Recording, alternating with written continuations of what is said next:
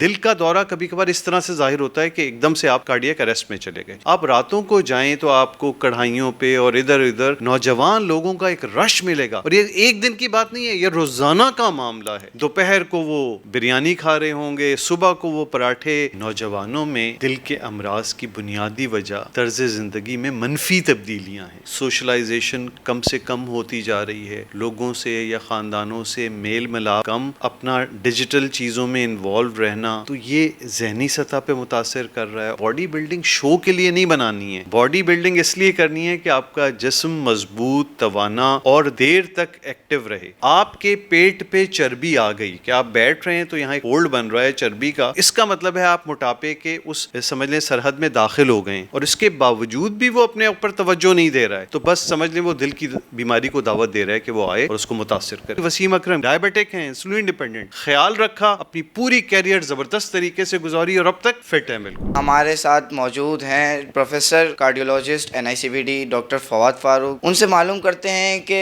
کیوں نوجوانوں میں ہارٹ اٹیک کے کیسز میں اتنا اضافہ ہو رہا ہے. نوجوانوں میں دل کے امراض کی بنیادی وجہ طرز زندگی میں منفی تبدیلیاں ہیں, جس میں بنیادی چیز یہ ہے کہ وہ رات بھر جاگتے رہنا, امپراپر ڈائٹ, فزیکل ایکٹیویٹی کا نہ ہونا, اس سے ہٹ کے تمباکو کا استعمال. سوشلائزیشن کم سے کم ہوتی جا رہی ہے, لوگوں سے یا خاندانوں سے میل ملاپ کم, اپنا ڈیجیٹل چیزوں میں انوالو رہنا, تو یہ ذہنی سطح پہ متاثر کر رہا ہے, اور جو کنکلوڈ ہو کر ان تمام چیزوں کی وجہ بن رہی ہیں جو دل کی بیماریاں لاتی ہیں اور خود دل کی بیماری کا باعث بنتی ہیں. آپ راتوں کو جائیں تو آپ کو کڑھائیوں پہ اور ادھر ادھر نوجوان لوگوں کا ایک رش ملے گا, اور یہ ایک دن کی بات نہیں ہے, یہ روزانہ کا معاملہ ہے. دوپہر کو وہ بریانی کھا رہے ہوں گے, صبح کو وہ پراٹھے, تو آپ نے مستقل اپنی ڈائٹ میں وہ چیزیں شامل کرنی ہیں جو صحت کے لیے نقصان دہ ہیں, مثلا چینی, چکنائی, نمک, مسالے مختلف قسم کے. اس طرح یہ چیزیں کیا کرتی ہیں, آپ کے اندر موٹاپا لاتی ہیں, معدے کو خراب کرتی ہیں, جو پھر بلڈ پریشر, شوگر, کولیسٹرول, تمام چیزوں کا سبب بنے گا, جو پھر دل کا بھی مرض لائے گا. جو لڑکے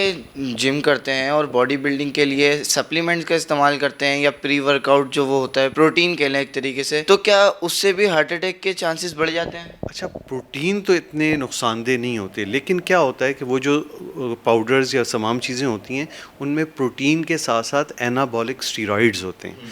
یہ سب سے نقصان دہ چیز ہے, جو آپ کے اندر وقتی طور پہ آپ کو بہت اچھا فیلنگ دے گا, آپ کا جسم بڑھنا شروع ہوگا, لیکن اوور آل یہ نقصان دہ ہو جائے گا. تو ان چیزوں کا استعمال نہیں کریں. باڈی بلڈنگ شو کے لیے نہیں بنانی ہے, باڈی بلڈنگ اس لیے کرنی ہے کہ آپ کا جسم مضبوط, توانا اور دیر تک ایکٹیو رہے. تو وہ جتنا آپ نیچر کے ساتھ چلیں گے اتنا اس کا دور رس فائدہ ہوگا. اچھا سر, آج کل نوجوانوں میں سڈن ڈیتھ جیسے ہو رہی ہے, جیسے ایک ابھی کالج میں ٹیچر پڑھاتے ہوئے ہارٹ اٹیک اس میں ڈیتھ ہو گئی ان کی. ایسے ہی ایک بھارت کے پنجاب میں ایک نوجوان کرکٹ کھیل رہے تھے, انہوں نے شاٹ مارا, سیلیبریشن بھی کمپلیٹ نہیں کی اور وہ ان کی سڈن ڈیتھ ہو گئی. تو یہ کیوں ہے, کیسے ہے, اس حوالے سے تھوڑا سا بتائیں. دیکھیں, سڈن ڈیتھ کی وجہ مختلف ہیں, لیکن اگین دل یعنی نالیوں میں تنگی ہونا یہ اس کی بنیادی وجہ ہے.